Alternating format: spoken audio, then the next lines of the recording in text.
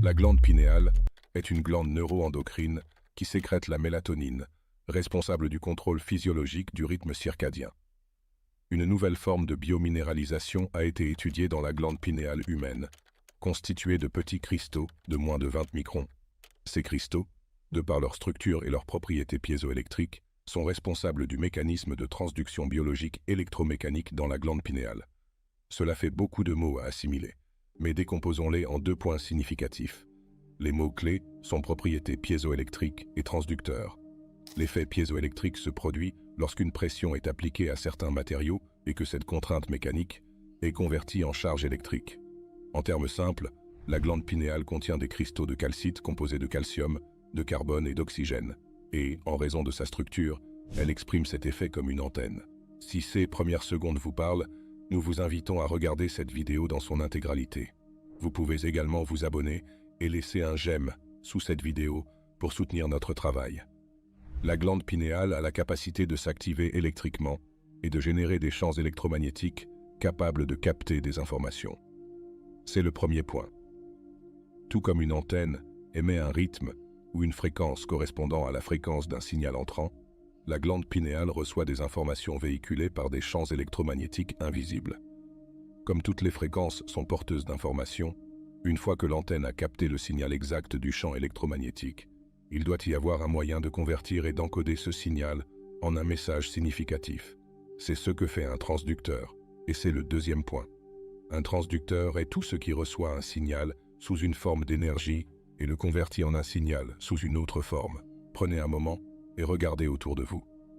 La pièce dans laquelle vous êtes assis est remplie d'ondes TV, radio et Wi-Fi, qui sont toutes des gammes de fréquences différentes d'énergie électromagnétique invisible. Vous ne pouvez pas les voir avec vos yeux, mais elles sont tout de même présentes.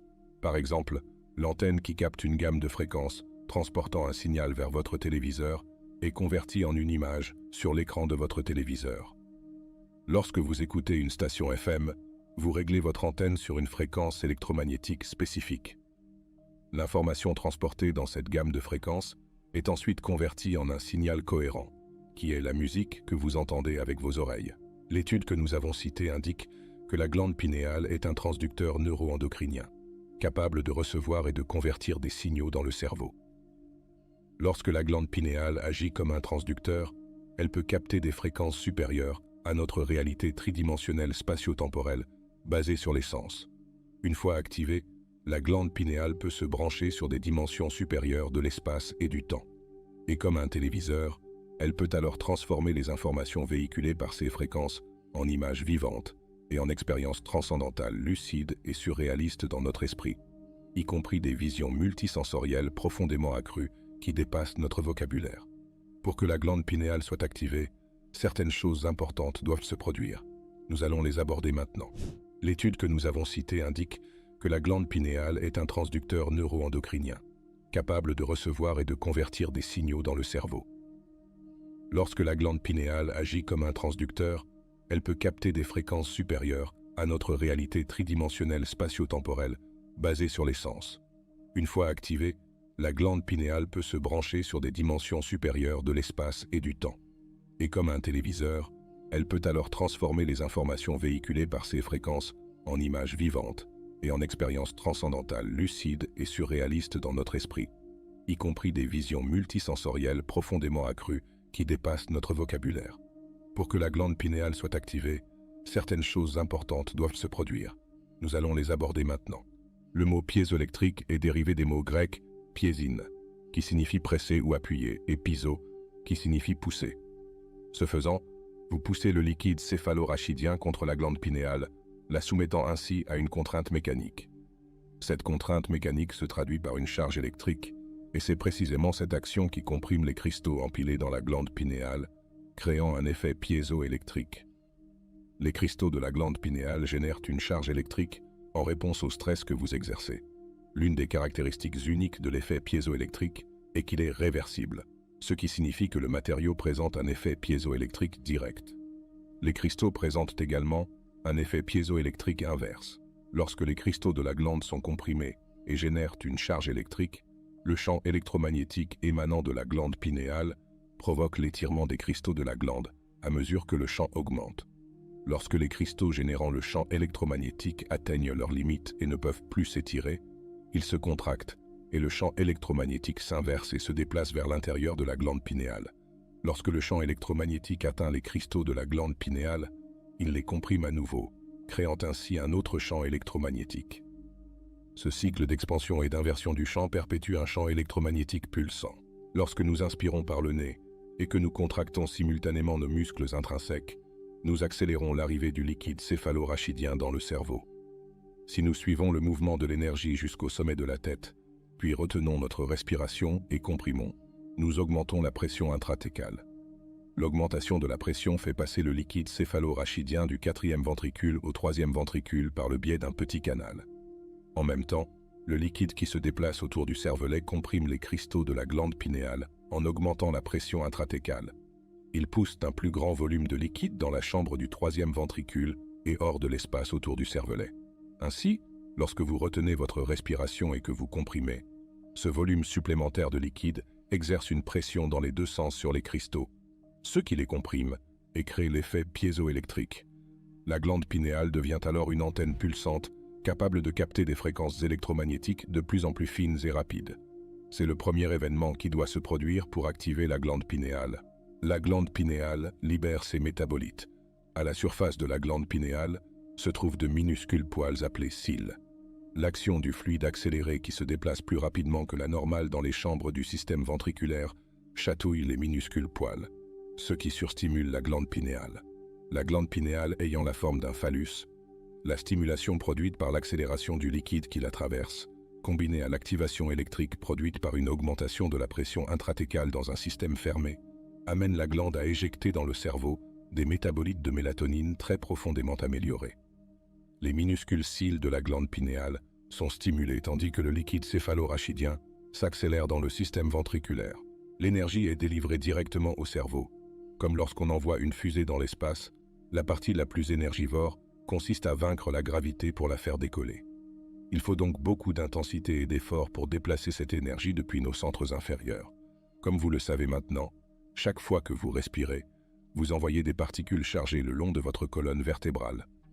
Lorsque ces particules augmentent en vitesse et en accélération, elles créent ce que l'on appelle un champ d'induction.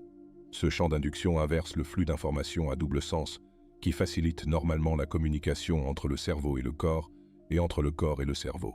Comme un vide, le champ d'induction aspire l'énergie de ces centres inférieurs, l'énergie associée à l'orgasme, à la consommation, à la digestion, à la lutte ou à la fuite, au stress et au contrôle, et la transmet directement au tronc cérébral dans un mouvement en spirale. En remontant le long de chaque vertèbre, l'énergie passe par les nerfs, qui vont de la moelle épinière aux différentes parties du corps, et une partie de cette énergie est ensuite transmise par les nerfs périphériques qui affectent les tissus et les organes du corps.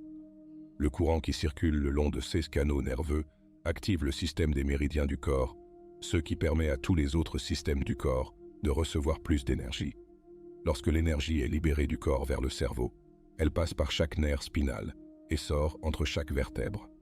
L'excitation de ce système active les nerfs périphériques, qui envoient alors plus d'énergie aux différents tissus et organes du corps. Par conséquent, une plus grande quantité d'énergie est fournie à l'ensemble du corps. Une fois que l'énergie atteint le tronc cérébral, elle doit passer par la formation réticulaire. La formation réticulaire a pour tâche de traiter en permanence les informations allant du cerveau au corps et du corps au cerveau. Cette formation fait partie d'un système appelé système réticulaire activateur, qui est responsable des niveaux d'éveil.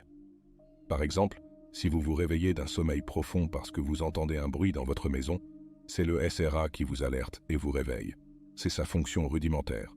Cependant, lorsque le système nerveux sympathique est activé et fusionne avec le système nerveux parasympathique, au lieu d'utiliser l'énergie stockée dans le corps, il renvoie cette énergie au cerveau. Lorsque cette énergie atteint le tronc cérébral, le portail thalamique s'ouvre comme une porte et l'énergie traverse la formation réticulaire jusqu'au thalamus, où elle transmet l'information au néocortex. La formation réticulaire est maintenant ouverte et vous faites l'expérience de niveaux de conscience plus élevés. En un sens, vous devenez plus conscient et plus éveillé. Imaginez le thalamus comme une grande gare dont les voies ferrées mènent au centre supérieur du cerveau. C'est ainsi que le cerveau entre dans les schémas d'ondes cérébrales gamma. Entre chaque thalamus dans le mésencéphale, se trouve la minuscule glande pinéale, en forme de pomme de pin, qui fait face à l'arrière du cerveau. Il existe d'ailleurs 2 thalamus dans le mésencéphale, un de chaque côté, qui alimente chaque hémisphère du néocortex. La glande pinéale se trouve entre les deux, face à l'arrière du cerveau. Lorsque l'énergie atteint chaque jonction thalamique, rappelons que le thalamus est comme une station de relais vers toutes les autres parties du cerveau. Ces thalamies envoient un message directement à la glande pinéale pour qu'elle sécrète ses métabolites dans le cerveau. L'effet est d'exciter le néocortex de la pensée vers des schémas d'ondes cérébrales plus élevés, tels que les gamma. La nature de ces tout dérivés chimiques de la mélatonine détend le corps et éveille en même temps l'esprit. Lorsque l'énergie se déplace du corps vers le cerveau, un champ toroïdal est créé autour du corps. Lorsque la glande pinéale est activée, un champ toroïdal inverse d'énergie électromagnétique se déplaçant dans la direction opposée attire l'énergie du champ unifié dans le corps par le sommet de la tête. Puisque l'énergie est une fréquence et que la fréquence transporte l'information, la glande pinéale traduit cette information en images vivantes. Lorsque la glande pinéale est éveillée parce qu'elle capte des fréquences plus élevées, ces énergies supérieures modifient la chimie de la mélatonine. Plus la fréquence est élevée, plus le changement est important. C'est cette traduction de l'information en chimie qui vous prépare à ces moments transcendants et mystiques. C'est pourquoi nous aimons qualifier la glande pinéale d'alchimiste, car elle transforme la mélatonine en neurotransmetteurs radicaux très profonds. Lorsque des fréquences et des états de conscience plus élevés interagissent avec la glande pinéale, l'une des premières choses qui se produit est que ces fréquences transmutent la mélatonine en substances chimiques appelées benzodiazépines.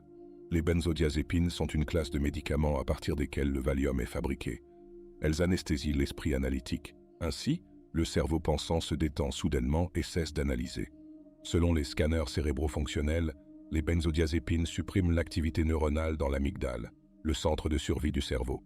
Cela limite les substances chimiques qui vous font ressentir la peur, la colère, l'excitation, l'agression, la tristesse ou la douleur. Votre corps se sent alors calme et détendu, mais votre esprit est éveillé. Une autre substance chimique produite par la mélatonine appartient à une classe d'antioxydants très puissants, appelée pinoline. Les pinolines sont importantes car elles s'attaquent aux radicaux libres qui endommagent les cellules et provoquent le vieillissement. Ces antioxydants sont anti-cancer, anti-vieillissement, anti-maladies cardiaques, anti-accidents vasculaires cérébraux, anti-neurodégénérescence, anti-inflammatoires et antimicrobiens.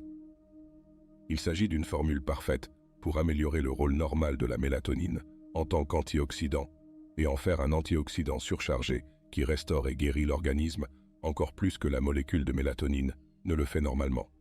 Si l'on prend cette molécule et qu'on la modifie pour en faire une cousine de la mélatonine, on obtient la même substance chimique que celle qui permet aux animaux d'hiberner.